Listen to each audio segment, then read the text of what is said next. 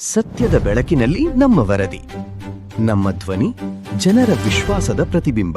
ಚಿತ್ರದುರ್ಗದಲ್ಲಿ ಒಳ ಮೀಸಲಾತಿ ವಿಚಾರವಾಗಿ ಪರಿಶಿಷ್ಟ ಜಾತಿಗಳಲ್ಲಿನ ಪ್ರಬಲ ವರ್ಗಗಳೊಂದಿಗೆ ಸ್ಪರ್ಧೆ ಮಾಡುವುದು ದುರ್ಬಲ ವರ್ಗಗಳಿಗೆ ಕಷ್ಟಕರವಾಗಿದೆ ಎಂದು ಮಾಜಿ ಸಚಿವ ಎಚ್ ಆಂಜನೇಯ ಅವರು ತಿಳಿಸಿದ್ದಾರೆ.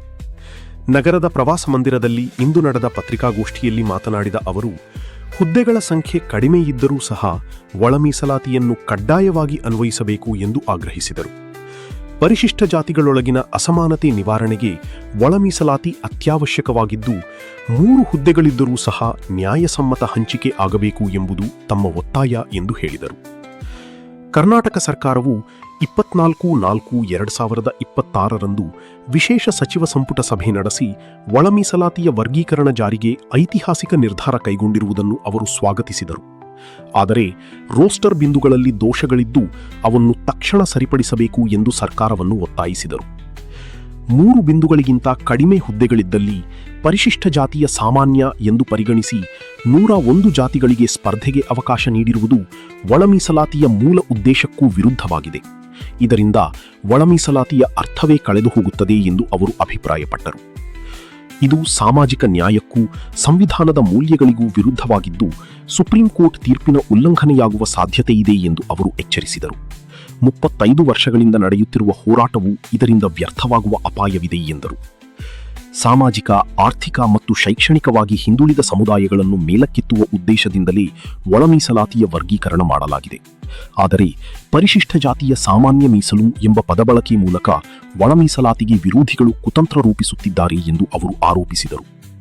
ಆದ್ದರಿಂದ ರೋಸ್ಟರ್ ಬಿಂದುಗಳನ್ನು ನ್ಯಾಯಬದ್ಧವಾಗಿ ಪರಿಷ್ಕರಿಸಿ ಪರಿಶಿಷ್ಟ ಜಾತಿಯ ಸಾಮಾನ್ಯ ಮೀಸಲು ಎಂಬ ಪದವನ್ನು ತೆಗೆದುಹಾಕಿ ಒಳ ಮೀಸಲಾತಿಯನ್ನು ಸಮರ್ಪಕವಾಗಿ ಜಾರಿಗೊಳಿಸಬೇಕು.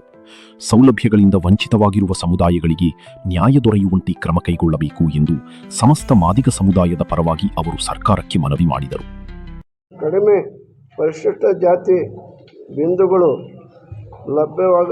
ಲಭ್ಯವಾಗುತ್ತಿದ್ದಲ್ಲಿ ಪರಿಶಿಷ್ಟ ಜಾತಿ ಮೀಸಲಾದ ಹುದ್ದೆಗಳನ್ನು ಪರಿಶಿಷ್ಟ ಜಾತಿ ಸಾಮಾನ್ಯ ಎಂದು ಪರಿಗಣಿಸಿ ಮೀಸಲಾತಿ ಮಾಡತಕ್ಕದ್ದು ಅಂತಕ್ಕಂಥದ್ದು ಒಂದೇ ಒಂದಿದು ನಮಗೆ ಸ್ವಲ್ಪ ಇದು ಆಗ್ತಾಯಿದೆ, ಗೊಂದಲ ಆಗ್ತಾಯಿದೆ. ಮೇಲಾಗಿ ನಾವು ಇಷ್ಟು ದಿನಗಳ ಕಾಲ ಈ ಪರಿಶಿಷ್ಟ ಜಾತಿಯಲ್ಲಿರ್ತಕ್ಕಂಥ ಇತರೆ ಸಮುದಾಯದವರು, ಗೋವಿ, ಲಂಬಾಣಿ, ಕೊರ್ಚ, ಕೊರ್ಮ ಮತ್ತು ವಲಯ ಸಮುದಾಯದವ್ರ ಜೊತೆಗೆ ನಾವು ಸ್ಪರ್ಧೆ ಮಾಡೋಕ್ಕಾಗಲ್ಲ ಅಂತ.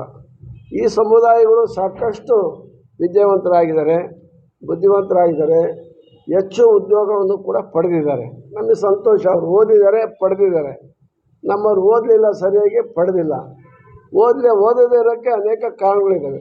ಆ ಸಮುದಾಯಗಳು ಓದಿದ್ದಾವೆ, ಕಷ್ಟಪಟ್ಟು ಅವರು ಉದ್ಯೋಗವನ್ನು ಪಡ್ಕೊಂಡಿದ್ದಾರೆ, ಕಷ್ಟಪಟ್ಟು ಸಂಪತ್ತನ್ನು ಕೂಡ ಪಡ್ಕೊಂಡಿದ್ದಾರೆ.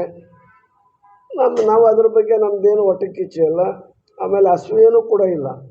ನಾವು ಮೊದಲಿನಿಂದಲೂ ಹೇಳ್ತಿರೋದೇನು, ನಮಗೆ ಒಳ ಮೀಸಲಾತಿ ನಮ್ಮ ಜನಸಂಖ್ಯೆಗೆ ಅನುಗುಣವಾಗಿ ನಮಗೆ ದೊರೆತಿಲ್ಲ, ಒಳ ಮೀಸಲಾತಿ ನಮಗೆ ಬೇಕು ಅಂತ ನಾವು ಕೇಳ್ಕೊಂಡು ಹೋರಾಟ ಮಾಡ್ಕೊಂಬಂದಿದ್ದೀವಿ. ಸುಪ್ರೀಂ ಕೋರ್ಟ್ನವರಿಗೂ ಹೋಗಿ ಇವತ್ತು ಸುಪ್ರೀಂ ಕೋರ್ಟಿನ ಒಂದು ನಿರ್ದೇಶನ ಪಡ್ಕೊಂಡು ಬಂದಿರತಕ್ಕಂಥವ್ರು ನಾವು ಮಾದಿಗರು. ಅದರಿಂದ ಈಗ 3ಕ್ಕಿಂತ ಕಡಿಮೆ ಇರೋದಿದ್ದರೆ ಅದು ಒಳ ಮೀಸಲಾತಿ ಅಳವಡಿಸಲ್ಲ ಅನ್ನೋದ್ರೆ ತುಂಬ ಉನ್ನತ ಹುದ್ದೆಗಳು ಸ್ವಲ್ಪ ಕಡಿಮೆ ಇವು. ಇದು ಯೂನಿವರ್ಸಿಟಿಯಲ್ಲಿ ಲೆಕ್ಚರರ್ಗಳು, ಪ್ರೊಫೆಸರ್ಗಳಿಗೆ, ಆಮೇಲೆ ಇನ್ನೇನಾದರೂ ಉನ್ನತ ಹುದ್ದೆಗಳಿದ್ದರೆ ಈ ಬಲ್ಕಾಗಿ ಬಂದುಬಿಟ್ರೆ ಏನು ತಾಪತ್ರ ಇಲ್ಲ. ಈಗ ನೋಡ್ರಿ 56,432 ಹುದ್ದೆಗಳಿದ್ದಾವೆ. ಅದರಲ್ಲಿ ಇದು ಯಾವುದೂ ಅನ್ವಯಿಸಲ್ಲ, ಎಲ್ಲರಿಗೂ ಸಿಕ್ಬಿಡ್ತದೆ. ನಮಗೆ ಒಂದು 100 ಪೋಸ್ಟ್ ಇತ್ತು ಅಂದರೆ ನಮಗೆ ಒಂದು 16-17 ಸಿಗುತ್ತೆ. ಅಂದರೆ 5 ಕಾಲಲ್ಲಿ ನಾವು ಅಲ್ವಾ, 5 ಕಾಲದಲ್ಲಿ ನಮಗೆ 6-7-8 ಹುದ್ದೆಗಳು ಸಿಕ್ಬಿಡ್ತವೆ. ಈ ಕಡಿಮೆ ಇರತಕ್ಕಂಥ ಹುದ್ದೆಗಳು ಬಂದಾಗ ಇದು ತೊಂದರೆ ಆಗ್ತಾಯಿದೆ. ನಮ್ಮ ಉದ್ದೇಶ ಏನು, ಅವ್ರ ಜೊತೆಗೆ ಯಾವ ಕಾರಣಕ್ಕೂ ಕೂಡ ನಾವು ಎಲ್ಲೂ ಕೂಡ ಸ್ಪರ್ಧೆ ಮಾಡೋಕ್ಕಾಗಲ್ಲ. ಅವರ ಅಂಕ ಗಳಿಸಿರ್ತಕ್ಕಂಥ ಅಂಕಗಳು ಜೊತೆಗೆ ನಮ್ಮ ಮಕ್ಕಳು ಏನಿದಾರಲ್ಲ, ಬೀದಿ ಕಸ ಗುಡಿಸೋ ಪೌರ ಕಾರ್ಮಿಕರ ಮಕ್ಕಳು, ಬೀದಿಯಲ್ಲಿ ಚಪ್ಪಲಿ ಹೊಳೆಯೋ ಮಕ್ಕಳು, ಇನ್ನೂ ಕೆಲವ್ರ ಮನೆಯಲ್ಲಿ ಲೈಟ್ ಇಲ್ಲ, ಮನೆ ಇಲ್ಲ, ಅಲ್ಲಿ ಇಲ್ಲಿ ಮಲ್ಕೊಂಡಿರೋ ಮಕ್ಕಳು ನೀವು ಅವರ ಜೊತೆಗೆ ಹೋಲ್ಸೋಕ್ಕಾಗುತ್ತಾ? ಆಮೇಲೆ ಹೆಚ್ಚು ನಮ್ಮವರು ಕೃಷಿ ಕಾರ್ಮಿಕರು ಸಿಟಿಗಳಲ್ಲಿ ಅಲ್ಲಿ ಇಲ್ಲಿ ನಿಮಗೆ ಗೊತ್ತಿರೋ ಹಾಗೆ ಬೇರೆ ಬೇರೆ ಕೂಲಿ ನಾಲಿ ಹಮಾಲಿ ಅದೋ ಇದೋ ಮಾಡ್ಕೊಂಡು ಇದ್ದಾವೆ. ಈಗ ಎಲ್ಲೆಲ್ಲೋ ಒಂದು ಸ್ವಲ್ಪ ವಿದ್ಯಾವಂತರು ನಾವು ಕಾಣ್ತಾ ಇದ್ದೀವಿ. ಆದ್ದರಿಂದ ಈಗ ನಾವು ಕೇಳಿದಂಥ ಇದಕ್ಕೆ ಇದು ಅರ್ಥ ಇಲ್ದಂಗೆ ಆಗ್ಬಿಡುತ್ತೆ, ಒಳ ಮೀಸಲಾತಿಗೆ ಅರ್ಥ ಇಲ್ದಂಗೆ ಆಗುತ್ತೆ. ಅದರಿಂದ ನೀವು ದಯಮಾಡಿ ಸರ್ಕಾರ ಇದ್ರ ಬಗ್ಗೆ ಮತ್ತೊಂದು ಸರಿ ಪುನರ್ ಪರಿಶೀಲನೆ ಮಾಡಬೇಕು. ಒಟ್ಟಾರೆ ನಮಗೆ ಅನುಕೂಲ ಆಗಿದೆ, ಇದೊಂದು ಮಾತ್ರ ಇವು ಎಲ್ಲೆಲ್ಲಿ ಬರ್ತವೆ ಅನ್ನೋದನ್ನು ಕೂಡ ನಮಗೆ ಕರೆಕ್ಟಾಗಿ ಡೀಟೇಲ್ಸ್ ಇಲ್ಲ. ಇದ್ರ ಬಗ್ಗೆ ನಾವು ಸಮಗ್ರವಾದಂಥ ಅಧ್ಯಯನ ಮಾಡಲಿಕ್ಕಾಗಿ ನಾನು ಭಾನುವಾರ ಒಂದು ಬೆಂಗಳೂರಿನಲ್ಲಿ ಸಮಾನ ಮನಸ್ಕಾರರು ಮತ್ತು ಈ ಸರ್ವಿಸ್ನಲ್ಲಿ ಎಕ್ಸ್ಪರ್ಟ್ ಇರ್ತಕ್ಕಂಥ ಮಾದಿಗ ಮುಖಂಡರುಗಳ ಒಂದು ರೌಂಡ್ ಟೇಬಲ್ ಮೀಟಿಂಗ್ ಮಾಡ್ತಾಯಿದ್ದೀನಿ. ಅವತ್ತು ಅದನ್ನೆಲ್ಲ ಇದರ ಸಾಧಕ ಬಾಧಕಗಳನ್ನೆಲ್ಲವನ್ನು ಕೂಡ ವಿಚಾರ ಮಾಡಿ ಪಟ್ಟಿ ಮಾಡಿ ಸರ್ಕಾರಕ್ಕೆ ನಾವು ತಲುಪಿಸ್ತೀವಿ.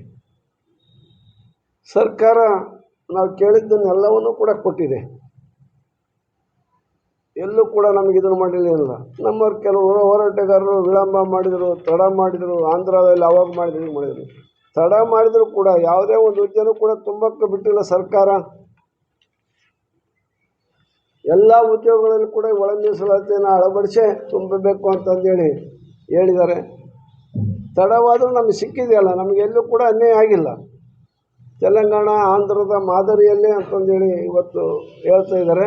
ಅಲ್ಲಿ ಏನಿದೆ ಅನ್ನೋದು ಅದನ್ನು ಕೂಡ ನಾವು ಇದು ಮಾಡ್ತೀವಿ. ಇಲ್ಲಿನೂ ಕೂಡ ಇದನ್ನು ಮಾಡಿ ಅದು ಏನು 3 ಪೋಸ್ಟ್ಗಳಿಗೆ ಏನು ಬರ್ತಾವಲ್ಲ ಅದರಲ್ಲಿ ಯಾವುದೇ ರೀತಿಯ ಪರಿಶಿಷ್ಟ ಜಾತಿಯಲ್ಲಿರ್ತಕ್ಕಂಥವ್ರ ಜೊತೆಗೆ ಮಾದಿಗರು ಅರ್ಜಿ ಹಾಕಿ ಉದ್ಯೋಗವನ್ನು ಪಡಲಿಕ್ಕೆ ಸಾಧ್ಯನೇ ಇಲ್ಲ. ಇನ್ನು ಇಷ್ಟು ವರ್ಷಗಳ ಕಾಲ ನಾವು ಮಾಡಿದ